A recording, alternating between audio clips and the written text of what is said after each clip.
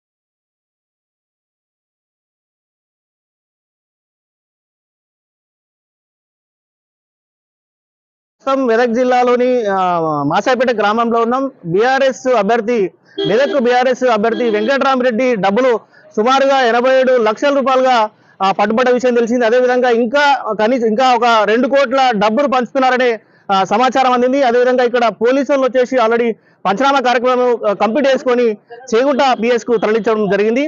అయితే సుమారుగా ఇక్కడ ఈ పరిధిలో ఈ చందాయిపేట ఇక్కడ కర్నాల్పల్లి విలేజ్ లో పంచుతున్నారనే సమాచారంతో ఆల్రెడీ పోలీసు వాళ్ళు గిట్లా వచ్చారు.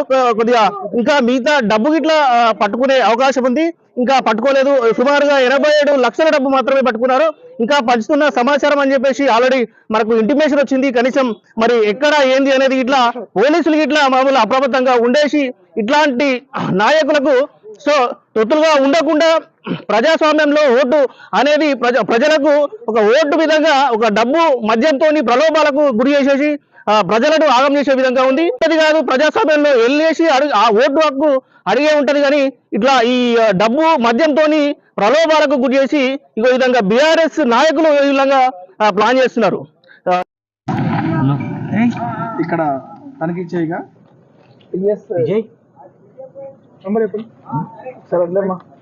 35F4014 అనే స్విఫ్ట్ డిజైర్ కార్లో తనిఖీ చేయగా దాంట్లో 27 చిన్న స్మాల్ ప్యాకెట్స్ ఉన్నాయి.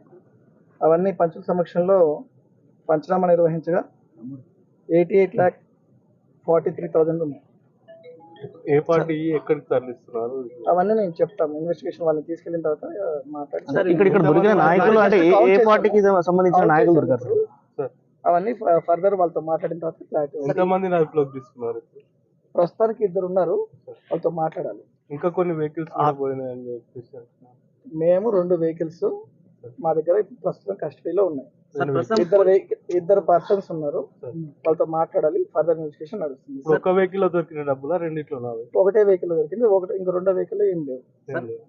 బీజేపీ నాయకులు ఏమి ఆరోపిస్తుంటే 1,10,00,000 రూపాయలు దొరికినాయి, కేవలం కొన్ని మాత్రం డబ్బులు మాత్రమే చూపిస్తున్నట్టున్నారు. దానిపైన కూడా మాకు అనుమానాలు వ్యక్తమవుతున్నాయని చెప్తున్నారు. మేము ఇక్కడే ఉన్నామండి, ఇంకా పోలేదు, ఇక్కడే ఉన్నాము. పంచుల సమక్షంలో ఇక్కడే రోడ్డు మీద చేసాము. ఓకేనా, థ్యాంక్ యూ అందరూ. రాష్ట్రాన్ని బంగారు తెలంగాణ రాష్ట్రంగా మార్చినటువంటి బీఆర్ఎస్ నాయకులారా, ఈరోజు మీరు ఓట్లు ప్రజల దగ్గర మన్నన పొందలేక, అభివృద్ధి చేయలేక, ఓట్లను కొనడానికి డబ్బు రూపంలో మీరు వ్యసనాలకు అలవాటు చేస్తూ పాపం ప్రజలను పైసలు ఇస్తే ఓట్లు వేస్తామనే ఆశతోటి వాళ్ళు ఉన్నారు. మీరు అర్ధరాత్రి పూట దొంగతనంగా డంపు చేసిన పైసలను రాత్రిపూట గ్రామాలకు చేర్చి ఓటర్లను ప్రలోభపెట్టి పైసలు వంచుతారు. ట్రిపుల్ షూటర్ డబుల్ షూటర్ అని చెప్తూ సిగ్గుండాలి. నీకేమైనా 6 అడుగులు ఉండాలని అనుకుంటున్నావు? 500 రూపాయల కట్టలు పెట్టి ఓటర్లను ప్రలోభ పెడుతున్నావు. సిగ్గు శరం ఏమైనా ఉంటే న్యాయంగా ఓట్లాడుకొని ప్రజాశక్తంలో గెలవాల గాని కాలు మొక్కి ఎమ్మెల్సీ తెచ్చుకున్న వెంకటరామరెడ్డి గారు గిదేనా నీ రీతి అని అడుగుతున్నాం. పార్లమెంటు పరిధిలో నువ్వు గెలవలేక ఉట్టి సన్యాసి వెదవవు. మాజీ ముఖ్యమంత్రి కాలు మొక్కి ఇవాళ నువ్వు పదవి తెచ్చుకుంటున్నావు. అలాంటి నీచమైన బుద్ధి మీరు మానుకోవాలని చెప్తున్నాం. మేము రేపు పొద్దుగాల ఓట్లాడికి ప్రజాక్షేత్రంలో ఓట్లాడి మిమ్మల్ని నిర్వీర్యంగా ఓడగొడతామని చెప్పి మేము తెలియజేస్తా ఉన్నాం. ఈరోజు తెలంగాణ రాష్ట్ర సమితి బీఆర్ఎస్ పార్టీ ప్రస్తుతం ఈరోజు వెంకటరామరెడ్డి అనే కలెక్టరు మల్లన్న సాగర్ గ్రామ ప్రజల్ని, మల్లన్న సాగర్ కింద ముంపు గ్రామాల ప్రజల్ని దోసుకొని 1000 కోట్ల ఎకరాలు కొనుక్కొని ఈరోజు మద్యం సీసాలతో డబ్బుతో 1000 కోట్ల రూపాయలు పార్లమెంటు పరిధిలో సంగారెడ్డి, సిద్దిపేట, మెదక్ ప్రజలను, పేద ప్రజలను డబ్బుతో మభ్యపెట్టాలని చూసి ఈరోజు చేగుంట మండల్ పరిధిలోని సుమారు 2 కోట్ల రూపాయలను దొరకబట్టిన పోలీసులు అక్కడ ఎక్కడ విలేకరులకు కానీ ఎక్కడ కానీ ప్రజలకు కానీ సమాచారం ఇవ్వకుండా తప్పించుకోవడం పనిచేస్తున్నారు. అలాగే మా కార్యకర్త బొప్పాపూరు గ్రామానికి సంబంధించిన కార్యకర్త ఆయనకు అక్కడ ట్రైన్లు అక్కడ ఆఫీస్ ఉంటుంది, ఆఫీస్ వద్దకు పోతే టీఆర్ఎస్ గుండాలు డబ్బులు పంపుతున్నారని మాకే ఫాలోఅప్ చేస్తున్నారని లేనిపోని ఆరోపణలు చేసి వల్గర్గా మాట్లాడుతూ ఆయనను పిడుగు గుద్దులు గుద్ది అనారోగ్య పాలు చేసిరు. ఆయనకు ప్రాణభయం ఉంది. మేము వదిలిపెట్టము. దీనిపైన మేము ఉన్నత అధికారుల పోలీసులకు ఫిర్యాదు చేస్తాము. పోలీసులు కూడా ఈ బీఆర్ఎస్ గుండాలకు కాంగ్రెస్ బీఆర్ఎస్ 2 కుంభక్కై ఇలా కనుసంధానంలోనే ఈ డబ్బులు పంపిణీ జరుగుతున్నది.